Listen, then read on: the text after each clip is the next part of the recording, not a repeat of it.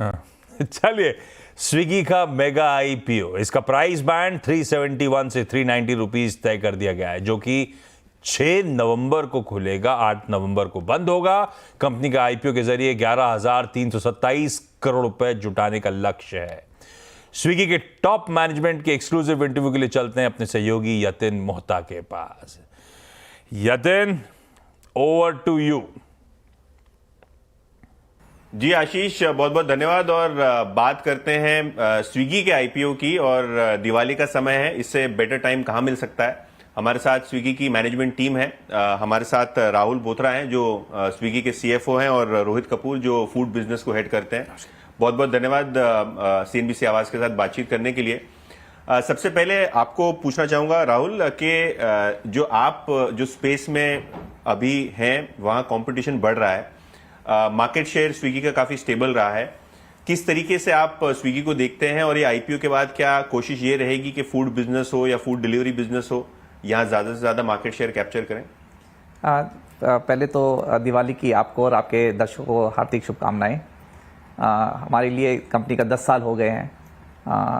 पूरी हमारी कंपनी के 10 सालों में कम से कम 11.5 करोड़ लोगों ने स्विगी को इस्तेमाल किया है अपने कंजम्पशन ओकेशंस के लिए। आप एक मंथली नंबर भी देखें तो 1.6 करोड़ लोग हर महीने हमसे हमारे ऐप पे आते हैं, ऑर्डर करते हैं। तो हम देख रहे हैं कि ग्रोथ काफ़ी अच्छा हो रहा है फूड डिलीवरी बिजनेस में, जो नॉट ओनली ग्रोथ बट हमने प्रॉफिटेबिलिटी भी दिखा दी है। क्वार्टर 1 में हमने 0.8% पॉजिटिव एबिटा दिखाया और ग्रोथ भी अच्छा चल रहा है। क्विक कॉमर्स बिजनेस जो अभी काफ़ी द इंडस्ट्री 100% 80 to 100% ग्रोथ जो इंडस्ट्री दिखा रही है, उसमें भी काफ़ी अच्छा ग्रोथ आ रहा है। तो overall we think that we are in a good place. Okay, बात करेंगे ग्रॉस ऑर्डर वैल्यू की, कंट्रीब्यूशन मार्जिन की। आपने कहा कि आप ब्रेक इवन हो गए हैं, और ये अच्छी बात है, क्योंकि जो इन्वेस्टर है अब तो प्रॉफिटेबिलिटी दिखेगा। कितने लोग जुड़े वो तो नहीं दिखेगा, लेकिन प्रॉफिटेबिलिटी पे फोकस रहेगा। तो किस तरीके से आप कंट्रीब्यूशन मार्जिन्स को देखते हैं यहाँ से, और फर्दर इंप्रूवमेंट है, कौन से लेग्स हैं जिसके कारण ये फर्दर इंप्रूवमेंट देख सकते हैं स्विगी के लिए? तो जो फूड डिलीवरी बिजनेस में हमने क्वार्टर 1 में 6.4% कंट्रीब्यूशन मार्जिन दिखाया। ओके। तो अगर आप लास्ट के 2-3 साल देखेंगे तो काफ़ी चीज़ों में हमने अपना जो एडवर्टाइजिंग बिजनेस है खासकर, उसमें एक विन विन आउटकम हमने अपने रेस्टोरेंट पार्टनर्स को दिया है, ताकि वो ज़्यादा दर्शकों के पास जा सके, कंज्यूमर्स के पास जा सके, और कंज्यूमर्स भी ज़्यादा रेस्टोरेंट देख सके। तो इससे क्या हुआ है कि ना तो हम it's a win win outcome हुआ है दोनों की तरफ से। और आप कॉस्ट की तरफ भी देखें तो जो जैसे हमारा सपोर्ट कॉस्ट है, तो हमने काफ़ी वो कम किया है। हमने काफ़ी टेक्नोलॉजी यूज़ की है ताकि consumers can get access to better customer support without the total people getting involved in that. So हमने हर चीज़ में भले वो रेवेन्यू की तरफ हो या कॉस्ट की तरफ हो, तो हमने काफ़ी खर्चे कम किए। ओके, रोहित, जो एक बजवर्ड है पूरी इंडस्ट्री में इन्वेस्टर्स के मन में, वो क्विक कॉमर्स, और ये आप जो फूड बिजनेस है उसका आप वो हेड करते हैं। किस तरीके का ट्रैक्शन आप देख रहे हैं? क्या आपको लगता है जो एक्सपोनेंशियल ग्रोथ है वो अभी शुरू ही रहेगी? और जहां तक कि डार्क स्टोर्स का सवाल है, किस टाइप का एक्सपेंशन प्लान्स लाइंड अप है? बिकॉज ज्यादातर आपका जो आईपीओ प्रोसीड है शायद यही बिजनेस में जाएगा। तो किस तरीके से आप बिजनेस को देखते हैं, एक्सपोनेंशियल ग्रोथ को और डार्क स्टोर एडिशन को? नहीं, देखिए, ये तो बहुत साफ है कि क्विक कॉमर्स जो है उसको कंज्यूमर लव तो बहुत मिल रहा है। ग्राहकों ने अपने जेब से, अपने दिल से हमको सपोर्ट किया है आगे शुरू से। और अगर मैं कहता हूँ क्विक कॉमर्स की इंडस्ट्री के बारे में कहूँ, तो अगर आप एक फुटबॉल मैच ले लो जो 90 मिनट का है, शायद हम पहले 5 मिनट में अभी राइट, ये इंडस्ट्री ऐसी पोजीशन में है। तो आप उसको, अभी तो बहुत लंबा खेल बाकी है इसमें, पर वहां अगर देखें तो बहुत बड़ी कैटेगरी है, और सब लोग आई थिंक कोएग्जिस्ट कर सकते हैं। क्योंकि हमारा जो शेयर आ रहा है, थोड़ा बहुत आ रहा है, वो शायद ई कॉमर्स से आ रहा है, जो मॉडर्न ट्रेड है उससे थोड़ा बहुत आ रहा है, बट इंडिया में is a very regional market. तो मेरे को लगता है ग्रोथ अच्छी रहेगी। अभी तक काफी स्ट्रांग ग्रोथ रही है, कोई ऐसा इंडिकेशन नहीं है कि उसमें स्लो डाउन आ रहा है। और सबसे अच्छी बात है कि 3 स्टेक होल्डर्स के लिए विन विन है। एक है हमारे ग्राहक हो गए। मैं आपको एक पर्सनल कहानी बताता हूँ कि मेरी बेटी गोल्फ खेलती है, ठीक है, और वो 7 बजे उसका टी ऑफ था। 3 बजे रात को कैलकाटा में उसको कुछ जरूरत पड़ गई। उसने कहा, मेरा फोन आया, मेरे को उठाया उसने कि पापा मेरे को ये चाहिए। अब 3 बजे रात को कुछ नहीं खुला होता, राइट। 3:15 पे उसको सामान मिल गया था। 7 बजे वो खेली और वो टूर्नामेंट जीती हुई थी, मेरे को याद है, राइट। ऐसी सैकड़ों कहानियां, इसी के लिए जीते हैं।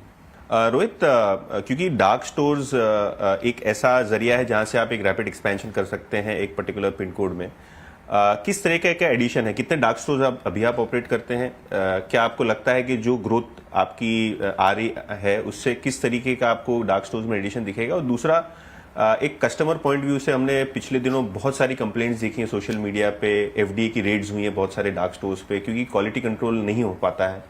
I am not talking about you but in general for the industry. तो किस तरीके से आप डार्क स्टोर एडिशन करेंगे, किस तरीके से क्वालिटी एश्योर करेंगे आप कस्टमर्स को?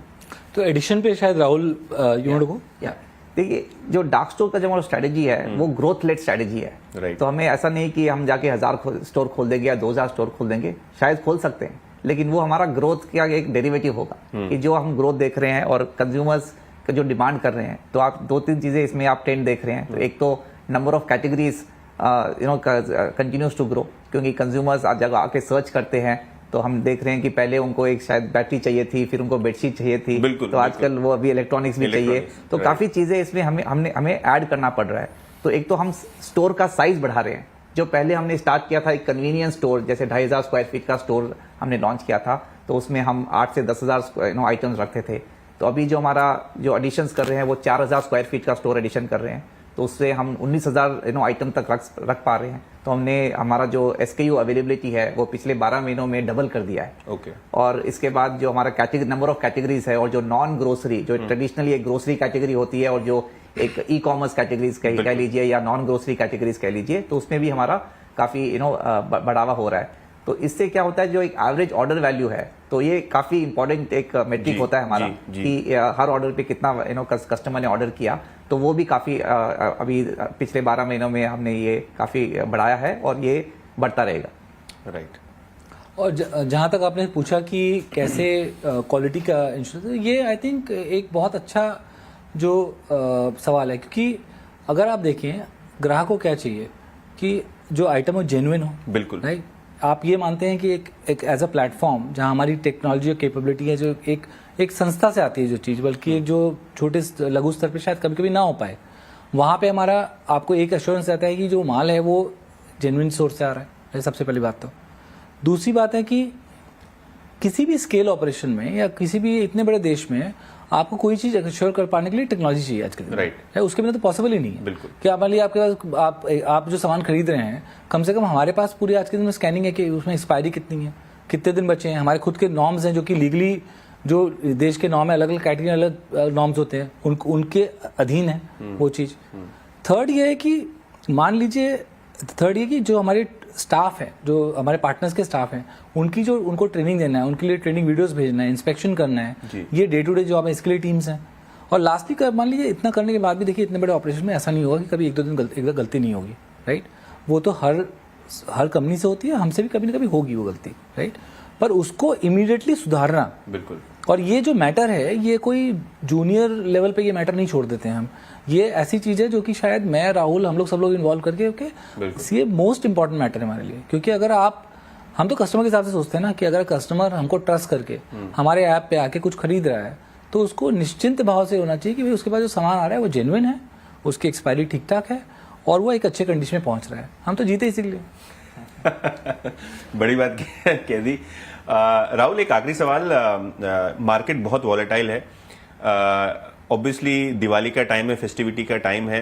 किस तरीके से आप देखते हैं आईपीओ का सब्सक्रिप्शन? आपने रोड शो किए होंगे, बहुत इन्वेस्टर्स को मिले होंगे, तो किस तरीके का रिस्पांस बिल्ड हो रहा है एंकर बुक के लिए? इंस्टीट्यूशनल साइड पे किस तरीके का आपको रिस्पांस मिल रहा है? क्या ये वैल्यूएशन आपको लगता है जस्टिफाइड है और यहाँ से अच्छा सब्सक्रिप्शन मिल सकेगा आपको?